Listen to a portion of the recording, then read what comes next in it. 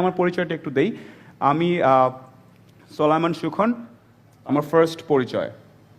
আমি এখন হয়তো একটু উচ্চবিত্ত স্টাইলে কথা বলছি, স্টাইল মারছি, ইংলিশ বলছি, but I have an interesting journey of 20 years, where from there socioeconomic class I crossed couple of classes. এটা হচ্ছে প্রথম পরিচয়। That's me, that's one of our core thoughts, because আমি জানি, আমার এখনো মনে আছে, আমরা 5 ভাই বোন ছিলাম। আমরা ঈদে, আমার কলেজে থাকার সময়, তখন তো মানুষের পাখা গজায়, সো ঈদে আমি শার্ট কিনলে আমার ভাই প্যান্ট কিনতে পারবে, এরকম ফ্যামিলির আমি। সো টাকার ব্যাপারটা কি, এটা আমাকে শিখায় লাভ নেই। আই আন্ডারস্ট্যান্ড যে money is very important, but it is not that important. যখন আপনি ইম্প্যাক্টগুলো নিয়ে কাজ করা শুরু করবেন, দেখবেন যে আশেপাশে লাইফ চেঞ্জ হচ্ছে, আপনাকে লোকজন একটু অন্যভাবে দেখছে, এই প্রাপ্তিটা অনেক মজার। এইটা বাংলাদেশ থেকে সরে গেছে। আমরা সবাই ভাবতেছি আমি টিএক্স পাজরো থেকে নামলেই মনে হয় লাইফের সাকসেসফুল। একদম ভুয়া কথা। আপনি যদি রাঙ্গামাটি বা লক্ষ্মীপুরের একটা প্রাইমারি স্কুলে 30 বছর চাকরি করে বাচ্চাদেরকে মাথায় হাত বোলা ইংরেজি বাংলা শিখায় খুশি থাকেন, you are damn successful than any CIP anybody.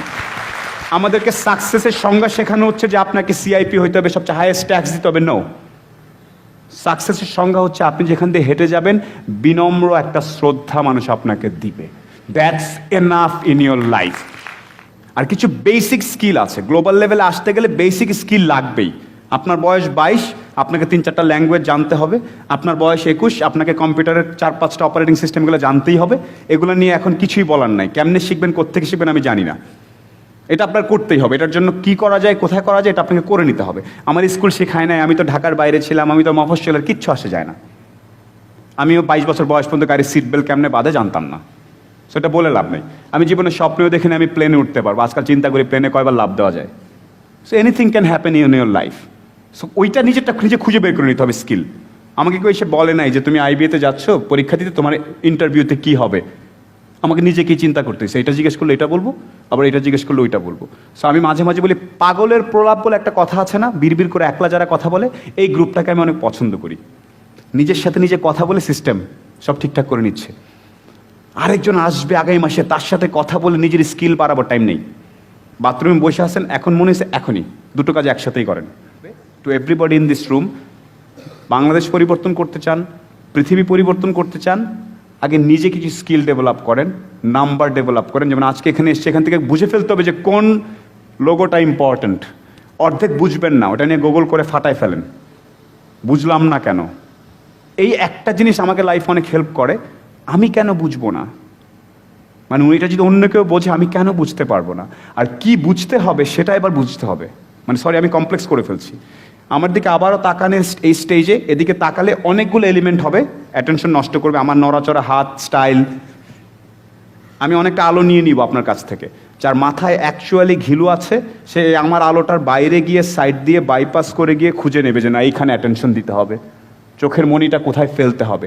সেটা ইকবাল ভাইয়ের মতো, প্রীতর মতো, সীমান্ত আছে, ওরা বোঝানোর চেষ্টা করছে মানুষকে আপনি কোন জায়গাটায় টার্গেট করবেন। একটু আগে ভদ্রলোক বলছিলেন যে আপনাকে টার্গেটটা, আপনি বলছিলেন স্যার টার্গেটটা ফিক্স করতে হবে। So that is the whole point. এখন আমরা অনেক এম্পাওয়ার্ড হয়ে গেছি ফেসবুক ইত্যাদির মাধ্যমে। আমরা খুব মনে করছি আমরা 4-5 ঘন্টা টাইম কাটাচ্ছি, বাট আমি ভুল জায়গায় টাইম কাটাচ্ছি। আমি মেমে পেজে, প্র্যাঙ্ক পেজে, ওখানে ওটার 10,000 লাইক হয়েছে, ওটার 5 লাখ ফলোয়ার হয়ে গেছে, আমরা খুব এক্সাইটমেন্ট হচ্ছি, নাটকে দেখছি, অর্ধেক টাইম কাশবনের মধ্যে ফোন দিয়ে লোকজন কেমন আসছো, তুমি আসছো। তারপর বড় বড় প্রথিতযশা লোকজনকে দেখছি আজে বাজে সাবজেক্ট নিয়ে নাটক করছে, ছোট্ট করে, মানে যেগুলো অশ্লীল জিনিসপত্র নিয়ে লাইক আর মানে ভিউ পাওয়ার জন্য কাজ করছে। এবং বলা যাবে না এরকম কিছু ঘটনা আমি দেখেছি, যেটা বাংলাদেশে দেখবে এটা ভাবিনি। এমন এমন মানুষকে আমরা স্টার বানাচ্ছি, তাদের কথা শুনছি, কিন্তু কেউ এসে বলছে না যে আধা ঘন্টা যে বাচ্চাটা মরে যাচ্ছে। কেউ এসে বলছে না যে বাংলাদেশ রাইস গবেষণা ইনস্টিটিউট যার একটা নতুন জাতের রাইস বানিয়েছে। কেউ বলছে না যে রাজশাহীর লোকটা যে আমকে কি করে ইউরোপে আম পাঠায় দিচ্ছে। তো আপনি আমি এখানে বসে আছি, ফেসবুক, মোহ ইত্যাদি কাকরালের জ্যাম নিয়ে কথা বলছি, ওখান থেকে একটা বড় গ্রুপ, এই ইকবাল ভাইয়ের যে 6-7 হাজার ছেলেমেয়ের কথা বলছে, এই ধরনের একটা গ্রুপ আম, ডাল, ভুট্টা, সবজি, ছাগল, গরু এগুলো রপ্তানি করে কাজ করে অনেক দূর এগিয়ে যাচ্ছে। ওগুলো হচ্ছে আসল সেলিব্রিটিস, আমি না। These are actual people. পাট নিয়ে যে সোনালি আঁশ দিয়ে ইয়া বানিয়ে ফেলেছে আপনারা জানেন, পাট দিয়ে পলিপ্রোপাইলিন, যেটা পিই, পলিইথিলিন, পলিপিপি, পলিপ্রোপাইলিন দিয়ে প্লাস্টিক পাট মিলিয়ে প্যাকেজ বানিয়ে ফেলছে মোবারক সাহেব। তাকে কোথাও আপনারা দেখবেন না। তারে কেউ এগুলো খায় না পাবলিক, উনি তো অনেক বয়স্ক, কথা বলতে পারে না। তার তো বরং চলো ওই ছেলেটা অর্ধেকটা গান গেয়েছে, ওকে নিয়ে আমরা মাতামাতি করি। আপনাদের এই রুমের প্রত্যেকের প্রতি রিকোয়েস্ট, আসল জিনিস নিয়ে মাতামাতি করা শিখতে হবে। আসল কোনটা নিয়ে মাতামাতি করব। আসল জিনিস নিয়ে বন্ধুরা আপনাকে হাসবে, পাগল বলবে, একটু ব্যাককল বলবে, হ্যাঁ আমি ব্যাককল। মানুষ বলে যে অন্যে কি ভাববে, এটা চিন্তা করে লাইফ কাটাই নাই। এটা হচ্ছে বড় একটা প্রবলেম। ভাই আমি আম গাছের পরিচর্যা করবো বাংলাদেশে, বা জাটকা ইলিশ নিয়ে কাজ করবো, দূর, বন্ধু বান্ধব কি বলবে, কি মানুষ তো অন্যদিকে চলে যাচ্ছে, আমি তো জাটকা নিয়ে কাজ করবো, কি প্রতিদিন এসে আমি অনলাইনে এগুলো বলবো, পোলাপাইনরে কি ভাববে, কি ভাববে চিন্তাতে যাওয়া যাবে না। সেকেন্ড, ফ্যামিলিকে টাইম দেই নেই। এটা হচ্ছে মানুষের জীবনের সবচেয়ে বড় রিগ্রেট, যেটা আমিও আজকে করলাম। 3টায় আমার মেয়ে, আমার ওয়াইফ আমার সাথে বসে এখন মুভি দেখাটা শুরু করতো, আমি টাইম না দিয়ে এখানে চলে আসছি। এটা নিয়ে আমি রিগ্রেট করতেছি অ্যাকচুয়ালি, ইনফ্যাক্ট এখন। বাট দেয়ার আর স্যাক্রিফাইসেস, ঠিক আছে। We live in a country with lot of problems, এটা মানতেই হবে, রাইট, এভরিওয়ার। এখন প্রবলেমগুলো আমরা দেখি বিভিন্নভাবে। ফর এক্সাম্পল, সড়ক দুর্ঘটনা, বাংলাদেশের রোড অ্যাক্সিডেন্টস। আমি প্রায়ই দেখছি ন্যাশনাল ডেইলিতে ঢাকায় হেলমেট পরানো নিয়ে খুব বড় বড় ছবি ছাপা হচ্ছে। ওনাকে এতজনকে ফাইন করেছে, খুব আমরা উত্তেজিত, সবাই স্ট্যাটাস দিচ্ছি। বাট আপনাদেরকে একটা স্ট্যাটিস্টিক্স দেই, গত বছর যে 7,500 মানুষ মারা গিয়েছেন, তারা সবাই ঢাকার বাইরে মারা গিয়েছেন। তো ঘটনাটা ঘটছে ঢাকার বাইরে। আমরা খুব বড় বড় পত্রিকা, টিভি, ঢাকায় ওনাকে হয় নাই, উনি উল্টা দিক দিয়ে গিয়েছেন, এই করেছেন। আমাদের পুরো ফোকাসটাই উল্টা। মারা গিয়েছে লক্ষ্মীপুরে, বনানীতে ট্রাফিক সিগন্যাল নিয়ে আমরা বড় করে পেজ টেজ করে ফেলতেছি। আমাদের অ্যাটেনশনটা আবার একটু উল্টাপাল্টা হয়ে যায়। এই জায়গাটা একটু বুঝতে হবে যে অ্যাকচুয়ালি প্রবলেমটা কি হচ্ছে।